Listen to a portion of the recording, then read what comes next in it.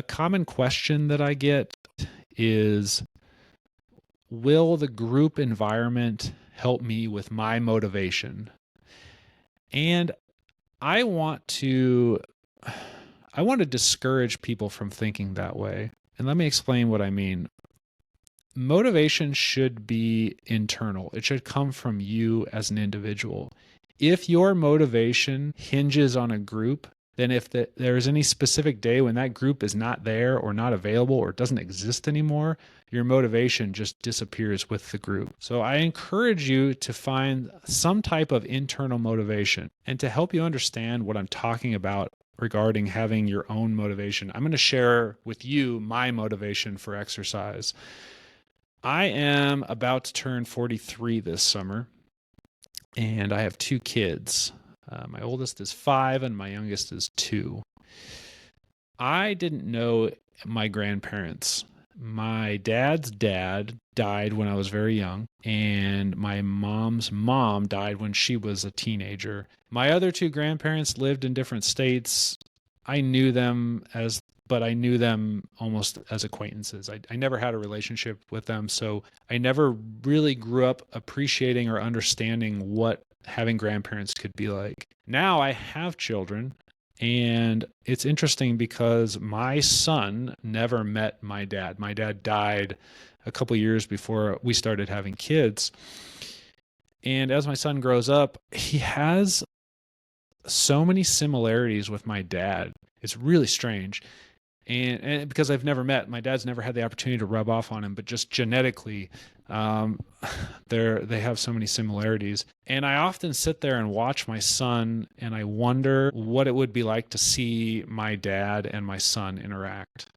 And it's just something that I'll never know. And then I start to think, man, I wonder if my dad had the same feelings. You know, when I was a little kid, if he sat there and thought, oh man, I wonder, my son has so much in common with my dad. I wonder what would it be like to see the two of them interact? And then I see my kids interact with their grandparents, and they have very close relationships with both of their grandmothers and my father-in-law.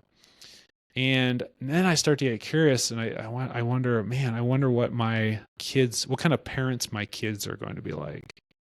I really want to see that. And I wonder what it's going to be like to have that type of relationship with my grandkids. And then I start to think about, okay, I started having kids in my late 30s, early 40s. I'm playing the long game. Because if you look at the last 2 generations of Netley men, they were not able to go the distance. My dad and my grandfather, neither of them had relationships with their grandkids because they didn't live long enough.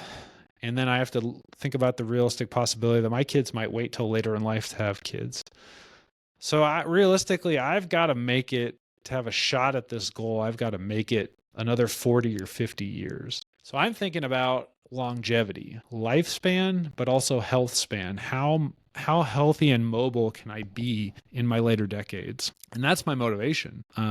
Having a group helps. I'm a member at CrossFit, so I have that community. Having good music helps. Having a plan helps. There are a lot of things that help, but on any given day, if I don't have a group, if my phone dies and I don't have music, and whatever plan I had just goes out the window, and I just don't want to move, and I don't want to train, and I'm not feeling like it's a good day to be active. I can always go back to that motivation, and I can think about my son and my daughter, and I can wonder what their kids are going to be like, and I can wonder what it'll be like to have a relationship with those kids as their grandparent.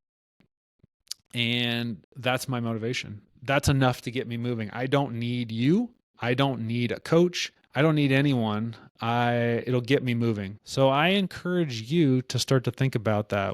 What's your why? Why are you doing this? What do you hope to get out of it?